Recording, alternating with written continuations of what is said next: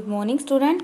आज हम आपकी हिंदी की बुक कृतिका का चैप्टर नंबर 2 जॉर्ज पंचम की नाक चैप्टर रीड करेंगे, जिसमें बताया गया है कि हमारा देश अंग्रेज़ों से आज़ाद होने पर आज भी गुलाम है। कि हम शारीरिक रूप से तो गुलाम नहीं रहे, आज़ाद रह गए हैं, लेकिन जो हमारी मानसिकता है, जो हम मन से, वो एकदम गुलामी में जकड़े हुए हैं। वो इस चैप्टर में जो कमलेश्वर जी, जो इसके लेखक हैं, इन्होंने हमारे देश की जो मानसिकता है लोगों की, इसके बारे में बताया गया, वो आज हम इस चैप्टर में रीड करेंगे। यह बात उस समय की है जब इंग्लैंड की रानी एलिजाबेथ द्वितीय मई अपने पति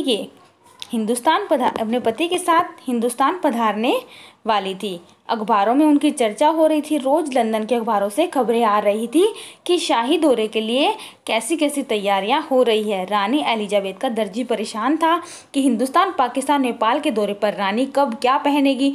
उनका सेक्रेटरी और शायद जासूस भी उनके पहले ही इस महाद्वीप का तूफानी दौरा करने वाला था।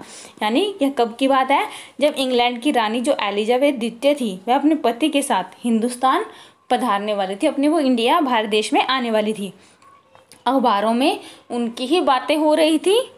रोज लंदन के अखबारों में खबरें आ रही थी कि शाही दौरे के लिए कैसी कैसी तैयारियां हो रही। यानी जो लंदन में जो न्यूज़पेपर था, उसमें खबरें आ रही थी कि जो वहाँ से एलिजाबेथ दौरे पे जाएगी, शाही दौरे पर जाएगी, घूमने जाएगी। हर इन देशों में कहाँ कहाँ जाना था उसको?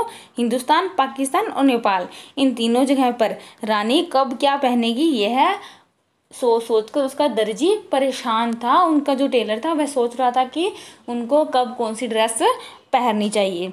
जो उनका सेक्रेटरी था और शायद उनका जो जासूस, वो पहले इस महाद्वीप पर जहाँ पर जो रानी एलिजाबेथ आने वाली थी, उस पर जासूसी कर चुके थे। वो पहले देख चुके थे कि वहाँ पर जाना रानी का सुरक्षित तो है या नहीं, क्योंकि कोई मजाक नहीं था। जमाना चूँकि नया था, फौज फाटे के साथ निकलने के दिन बीत चुके थे, इसलिए फोटोग्राफरों की फौज तैयार हो रही थी।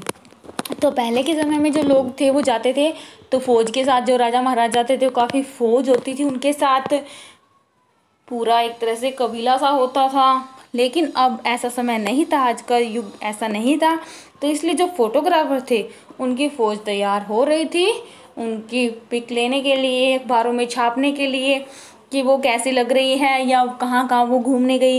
इंग्लैंड के अखबारों की कतरनें हिंदुस्तानी अखबारों में दूसरे दिन चिपकी नज़र आती थी। यानी जब वो इंग्लैंड की जो महारानी थी, वो अपने यहाँ इंडिया में आने वाली थी, तो वहाँ के अखबारों में तो रोज़ न्यूज़ छपती थी उनके बारे में, और उससे अगले दिन हमारे भारत में जो उनकी न्यूज़ की कतरनें, यानी जो छोटे छोटे टुकड़े थे बचे हुए, एक तरह से कुछ भी पार्ट थोड़ा थोड़ा, वो हमारे अखबार में छप जाता था कि रानी ने एक ऐसे हल्के नीले रंग का सूट बनवाया है जिसका रेशमी कपड़ा हिंदुस्तान से मंगाया गया है, कि करीब 400 पाउंड खर्चा उस सूट पर आया। उसके बारे में बताया गया है कि रानी की एक एक चीज़ की खबर अखबारों में छपती थी और उससे अगले दिन इंडिया में न्यूज़पेपर में आ जाती थी। जैसे रानी ने एक हल्के नीले रंग का सूट बनवाया था जिसका जो रेशमी कपड़ा है वो भारत से मंगवाया गया, और जिसको जो खर्च है उसका आया है करीब 400 पाउंड। रानी एलिजाबेथ की जन्मपत्री भी छपी, प्रिंस फिलिप के कारनामे छपे, और तो और उनके नौकरों, बावर्चियों, खानसामों और अंगरक्षकों की पूरी जीवनियाँ देखने में आई। शाही महल में रहने और पलने वाले कुत्तों तक की तस्वीरें अखबारों में छप गई। अब इसमें बताया गया है कि जो रानी एलिजाबेथ जो अपने भारत में आने वाली थी, उनके आने से पहले भी बहुत कुछ हो रहा था अखबारों में, दिन प्रतिदिन उनकी ही खबरें आ रही थी।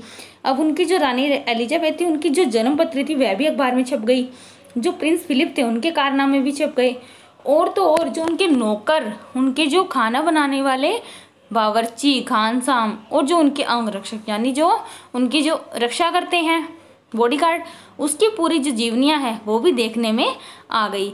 शाही महलों में रहने और पलने वाले जो कुत्ते थे उनकी तस्वीरें भी अखबारों में छप गई। बड़ी धूम थी चारों तरफ, बड़ा शोर शराबा था, शंख इंग्लैंड में बज रहा था, गूंज हिंदुस्तान में आ रही थी, यानी जो शंख एक तरह से उनके आने का शोर शराबा था वह इंग्लैंड में बज रहा था वहां से जाने पर, लेकिन जो उसकी गूंज थी, उसका शोर था, वह हिंदुस्तान में भी सुनाई दे रहा था। इन खबरों से हिंदुस्तान में सनसनी फैल रही थी। जो ये खबरें आ रही थी हिंदुस्तान में, वो चारों तरफ सनसनी सी फैल रही थी। राजधानी में तहलका, शोर शराबा मचा हुआ था, हलचल मची हुई थी काफी ज्यादा। जो रानी 5,000 रुपए का रेशमी सूट पहनकर पालम के हवाई अड्डे पर उतरेगी, कि जो रानी आएगी और 5,000 रुपए का सूट उसने पहन रखा होगा और वो पालम के हवाई अड्डे पर उतरेगी, उसके लिए कुछ तो होना ही चाहिए। यानी वो अंग्रेज थी और उसके आने पर इतना हलचल, इतना ज़्यादा दिखावा हो रहा था। जो लोगों की मानसिकता थी वह भी यही थी कि कोई अंग्रेज हमारे यहाँ आ रहा है तो हमें उसका पूरी रिस्पेक्ट करनी चाहिए। कुछ क्या, बहुत कुछ होना चाहिए। जिसके बावर्ची पहले महायुद्ध में जान हथेली पर लेकर लड़ चुके हैं, उसकी शान शौकत के क्या कहने। और वह रानी दिल्ली आ रही है। नई दिल्ली ने अपनी तरफ देखा और बेसाख्ता यानी अचानक से स्वाभाविक रूप से मुंह से निकल पड़ा, वह आए हमारे घर, खुदा की रहमत, कभी हम उनको कभी हम अपने घर को देखते हैं। और देखते देखते नई दिल्ली का काया पलट होने लगा। नहीं, किसी नॉर्मली व्यक्ति के घर कोई मेहमान आ जाता है, कोई शाही मेहमान, तो वो कहता है कि उनके मुंह से अचानक से निकलता है कि वो हमारे घर आए हैं, खुदा की रहमत है, यानी खुदा का एक तरह से आशीर्वाद है हमारे ऊपर, उनकी छत्र छाया है हम पर कि हम उनको कभी उनको देख रहे हैं, कभी हम अपने घर को देख रहे हैं। तो नई दिल्ली उनका एक घर था एक तरह से भारत का, और वहाँ पर रानी एलिजाबेथ आ रही है और पूरी जो दिल्ली है उसकी तो काया पलट ही होने लगी, बिल्कुल चेंज हो गई दिल्ली।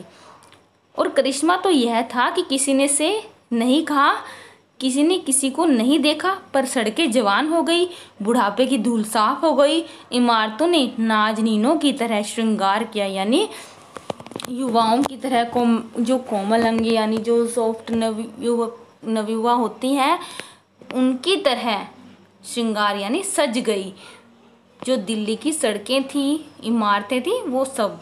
लेकिन एक बड़ी मुश्किल पेश थी, एक बड़ी काफ़ी मुश्किल सामने आ रही थी, वह थी जॉर्ज पंचम की नाक। नई दिल्ली में सब कुछ था, सब कुछ होता जा रहा था, सब कुछ हो जाने की उम्मीद थी, पर जो जॉर्ज पंचम की नाक बड़ी मुसीबत थी। नई दिल्ली में सब था, सिर्फ नाक नहीं थी। तो इसमें बताया कि जो जॉर्ज पंचम थे वो रानी एलिजाबेथ के परदादा थे। तो वहाँ पे अगर नई दिल्ली में वो आ रही है, उनकी देखेगी कि उनकी नाक नहीं थी, तो उन पर क्या असर होगा, वो भारत के बारे में क्या सोचेगी। और एक तरह से उनकी इंसल्ट होगी कि उनकी जो मूर्ति है, खानदानी मूर्ति, जो उनके परदादा की जो मूर्ति है, उसकी भारत में क्या हालत हो रही है।